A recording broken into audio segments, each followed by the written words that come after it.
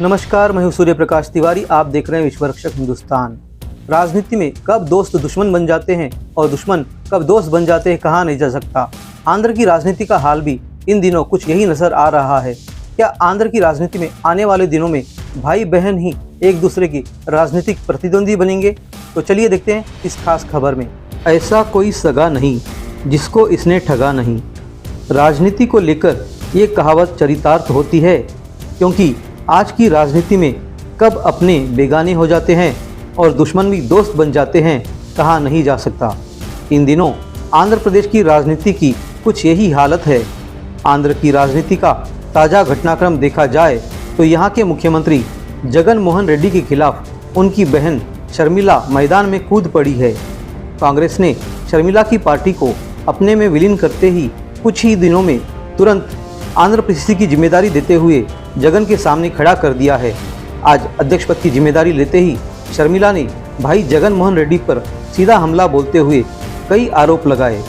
शर्मिला ने कहा, जगन मोहन हो या चंद्रबाबू, सभी भाजपा के साथ मिले हुए हैं और राज्य के हितों के साथ समझौता कर रहे हैं। पिछले 10 साल में आंध्र लाखों करोड़ों के कर्ज में डूबा हुआ है। जगन मोहन रेड्डी ने 3 राजधानियों का वादा किया, लेकिन एक राजधानी तक नहीं बना पाए।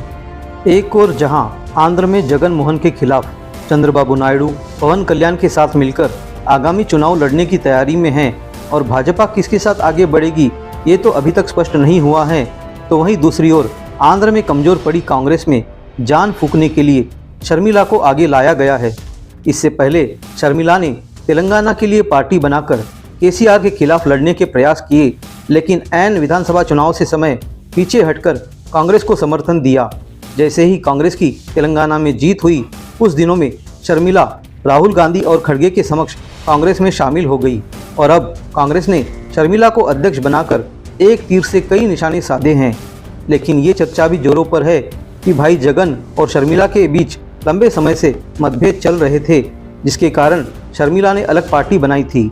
मगर अब सीधे तेलंगाना छोड़कर आंध्र में कांग्रेस का नेतृत्व करते हुए भाई के खिलाफ शर्मिला द्वारा सीधी जंग छेड़ने से आने वाले दिनों में आंध्र की राजनीति में कई रंग देखने को मिलेंगे।